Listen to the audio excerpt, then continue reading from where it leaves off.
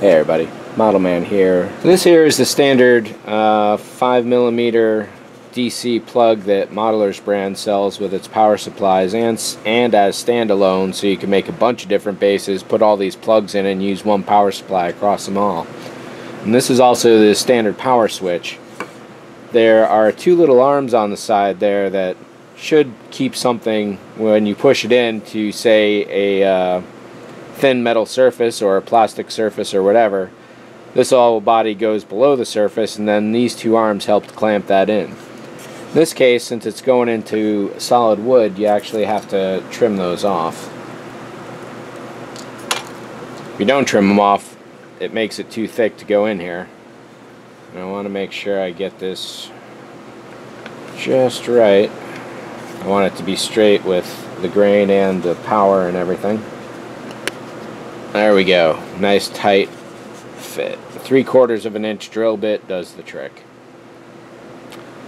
However, as you can see, the downside here is these contacts come all the way to the bottom. So what we're going to have to do, unfortunately, is have some of the wiring outside of the body. So those just bend to the side easy enough. And what I'll have to do is put some cork feet on. Well, I was going to put cork feet on this anyway, so that doesn't really matter. However, it's too bad that this really doesn't fit as is. So here's a little bit of fun to consider, is how all this is going to go together.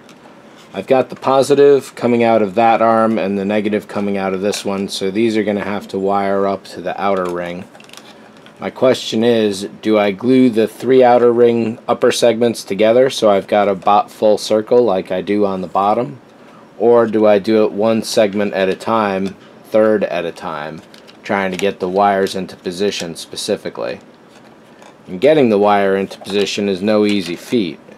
It's running out the bottom of the central hub here. I've drilled a hole down there to feed it through. It then has to take an immediate right angle, 2 immediate right angles, one out and then one across, to avoid a key and get inside this very, very tight space so it won't pinch anywhere. Doing all that and gluing it and getting it into place, making sure that each of the outer arms here is totally lined up, is going to be a feat.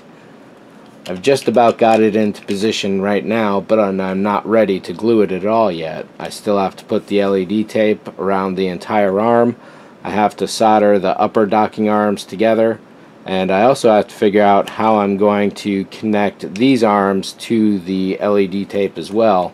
I may have to run power independently with its own line all the way around, so I only connect it in one place. I don't have to connect it in 3 different places.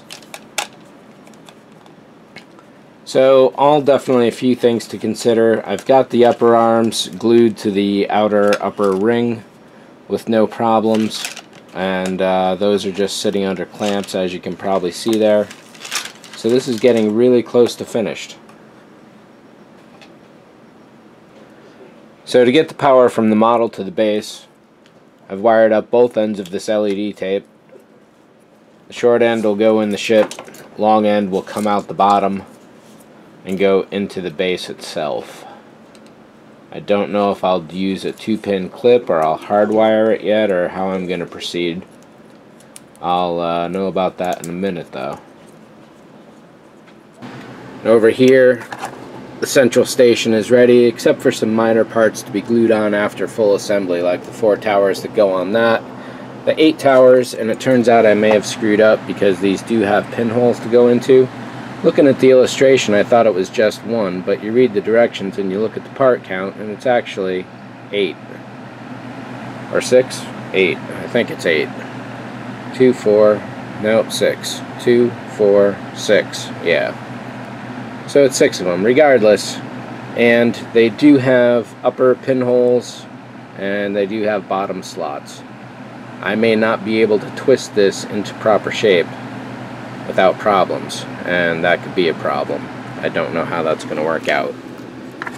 So that's one thing to keep in mind if you're building this model, that is certain. The other thing I've been doing with Deep Space Nine is trying to figure out how I'm going to glue all these parts together simultaneously. So I'm kind of working out a strategy. It looks like what I'll have to do is glue the central arm here out to the keyholes on that side. Well, an entire bead of glue on the entire inside surface ring. Once I've got that, I put it into place here, solder. Well, maybe I solder first. That's going to be one of the tricky parts. I haven't figured it out yet. But skipping that aspect of it, it'll be a matter of planting this down, clamping it, and simultaneously clamping this into place as well. And I will do that for each of the arms, one in turn. Final wiring, well, like I said, we'll see how it goes.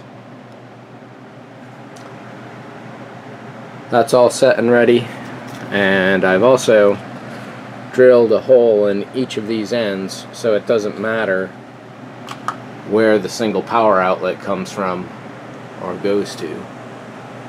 So I'm going to leave this up here for a little while. I got to vacate the room because this paint is still fresh.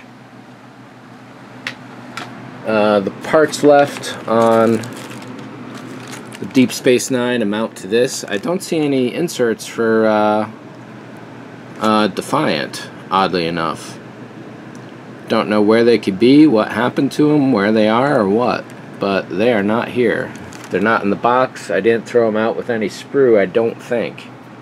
But it would be too late because that was a previous garbage cycle anyway. So Deep Space Nine is sitting there. I may as well light that. Oh yeah, so if I do light that, it has to be now, and it has to go... Actually, I may not be able to light it anymore because it has to go to a docking ring, which would be either at the top or possibly on the sides, maybe. And given that... nah.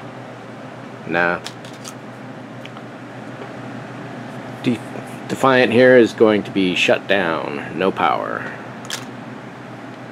However, to do it, all you would need is 2 reds, 2 blues, and a single segment of warm white. Nice and easy.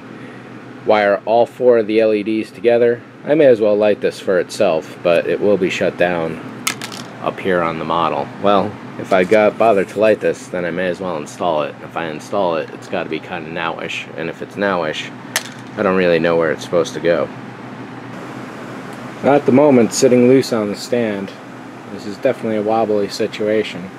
I'm hoping, and I'm actually figuring, that once the top arms go on and the center gets glued in there, it's going to be pretty stable. But it is going to add a lot of weight to this thing. So we'll see how it lasts over time. So what I've done, if I didn't cover it in a previous video, is I've got the main power down to the base attached to this end of the LED tape. The other end is now attached to this big ring of LED tape, which I am tacking into place with just a small dash, right there even, of super glue and baking soda, and I'll be tacking it down here and there to make sure that it doesn't just go all wonky like that right there, and to make sure it fits in, unlike out there. Any extra length, I'll either snip it off or just simply tuck it inside. One thing I do have to be concerned about is where these guys are going to get soldered to. These are the strips of LED tape going down the arms here. Those do not lead any further into the base, so no worries about that. And of course, I have to solder this into the situation as well.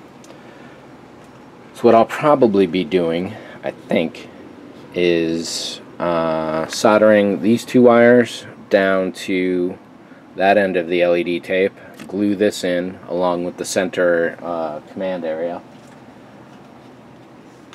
Then the center command area has 2 wires coming out of it. Let's drop this into place here real roughly.